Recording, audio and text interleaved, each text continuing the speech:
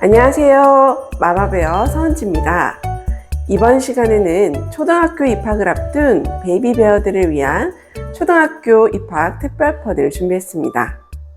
먼저 오늘 이 시간에는 입학 전 발음 완성편입니다. 발음은 보통 초등학교 입학하기 전에는 완성이 되어야 한다고 보죠. 그 이유는 초등학교에 들어가면 철자를 읽고 쓰고 이해하는 의문인식과 관련된 학습 활동을 많이 하게 되는데요. 말소리를 올바르게 발음하는 것과 의문인식은 뗄래야 뗄 수 없는 관계이기 때문입니다. 의문인식이라는 것은 단어를 구성하는 음절 또는 음소, 즉 자음과 모음 같은 낯글자를 분석해내고 이를 하나의 소리로 이렇게 조합할 수 있는 인지적 능력을 말합니다. 따라서 의문인식이 잘 이루어지지 않는 아이는 발음이 좋지 않았을 수 있어요. 그 결과 초등학교에 입학해서 자신이 늘 내어왔던 발음과 글자의 소리가 다르게 느껴지는 그런 혼란을 일으키게 되고 학습에 어려움을 보일 가능성이 있습니다. 또 글자를 읽고 쓰는 문제뿐 아니라 또래와 대화를 하는 상황에서 본인의 이런 발음이 좋지 않으면 의사 전달이 올바르게 되지 않아서 심리적으로 위축되거나 또 회피하는 등의 2차적인 문제를 동반할 수 있어요. 따라서 지금 우리 아이가 초등학교 입학을 앞두고 있는데 발음이 좋지 않다면 더 늦기 전에 언어치료센터를 방문하셔서 발음 검사를 통해 아이의 좋은 의문 능력, 즉 소리를 인식하고 발음하는 능력을 알아보고 또래보다 많이 지연되어 있다면 치료를 하는 것이 좋습니다.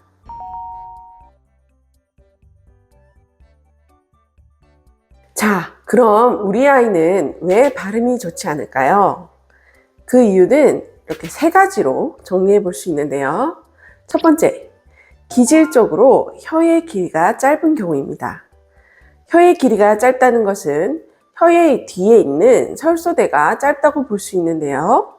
태생적으로 설소대가 짧은 아이의 경우에는 신생아 시기에 자르는 수술을 많이 하지만 아이가 성장하면서 다시 설소대가 짧아져서 2차 수술을 해야 하는 경우가 또 생길 수 있습니다.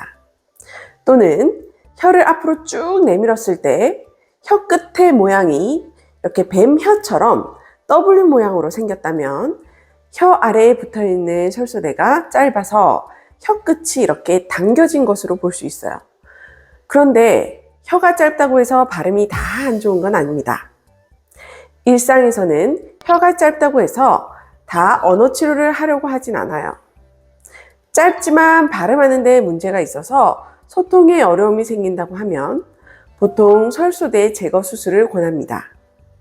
우리 아이의 혀 모양이 약간 W자 모양이고 발음이 좋지 않으면 언어 치료를 하기를 권해드립니다.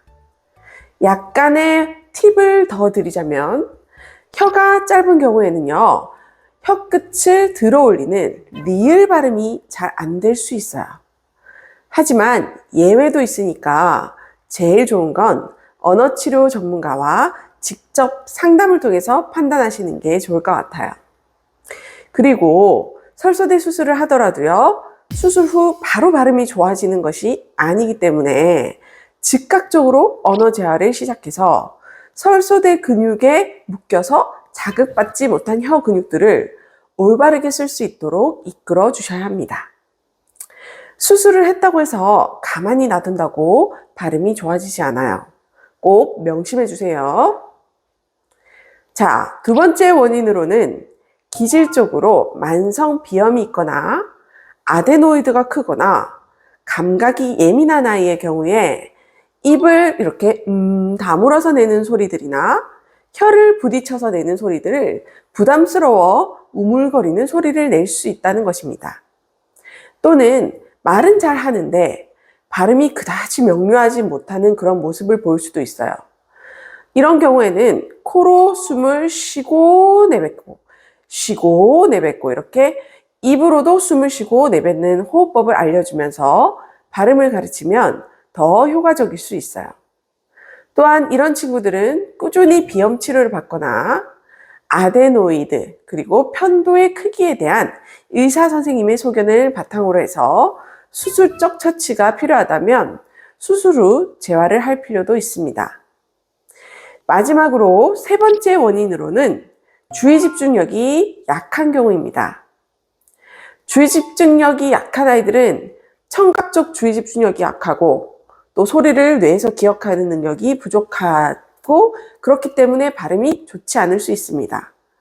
이런 아이들의 특징은 발음만 좋지 않은 것이 아니라 언어 이해 또는 표현에도 어려움을 동반합니다.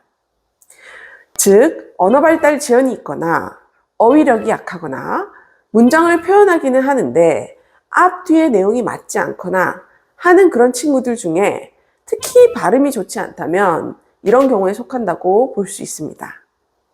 모든 아이들이 그렇다고 볼 수는 없지만요.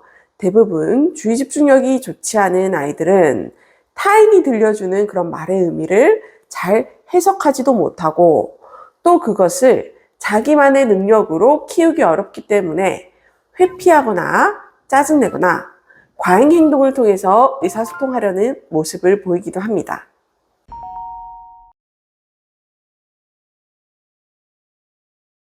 자, 그럼 집에서 할 수 있는 활동에는 뭐가 있을까요? 이것도 세 가지. 자, 집에서 할 수 있는 활동 제가 알려드릴게요. 아이와 함께 재미있게 활동해 보세요. 먼저 설소대가 짧은 경우 혀끝을 들어 올리는 활동을 하는 것이 좋겠죠. 입술 위에 스티커를 붙이고요. 또 혀로 떼게 하거나 또는 요플레나 초코 시럽을 이렇게 입술 위에 묻히고 손을 대지 않고 혀로 핥아먹게 하는 것도 하나의 방법입니다. 이런 근육 강화 운동을 하고 나서는 혀차기 연습을 해봅니다.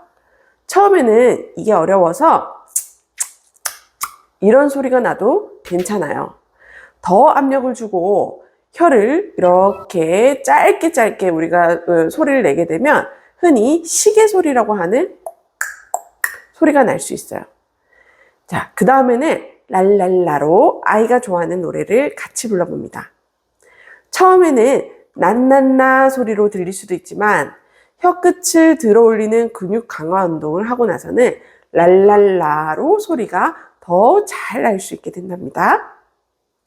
두 번째로는 입을 다물고 코로 숨을 들이마시고 내쉬며 냄새나 향기를 맡게 하고 코로 공명을 일으켜서 하는 비음 소리를 내어보는 것도 방법이 될 수 있습니다.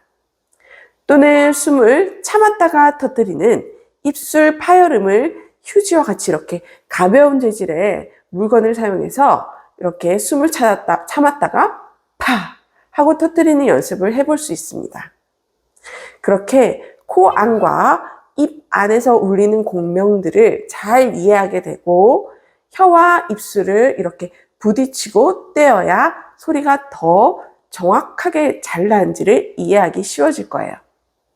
자, 세 번째로는 청각적 주의 집중력 향상을 위해서 그림책을 읽으면서 한 글자 따라 말하기, 두 글자 따라 말하기, 세 글자 따라 말하기를 하며 점차 글자 수를 늘려서 따라 말할 수 있도록 연습합니다.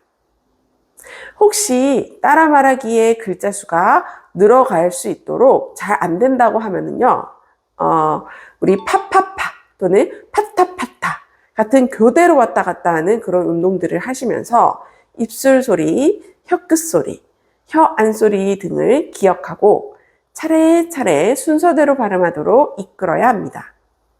그리고 아이가 잘 되지 않는 발음이 있다면 그 발음에 강세를 주셔서 아이가 좀 더 그 발음을 잘 기억하고 발음할 수 있도록 이끌어야 해요.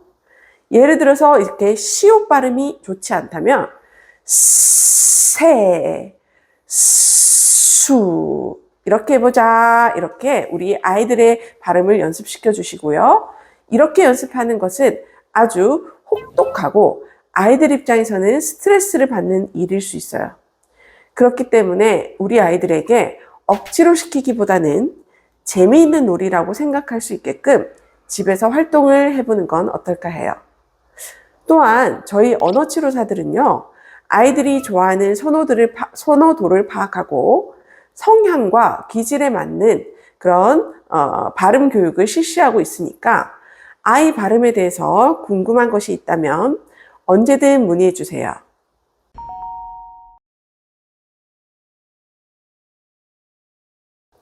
오늘 영상 많이 도움이 되셨나요? 제가 중간중간 언어치료 전문가의 직접 상담을 통해 판단을 하는 게 좋을 것 같아요 라는 말을 많이 드렸는데요.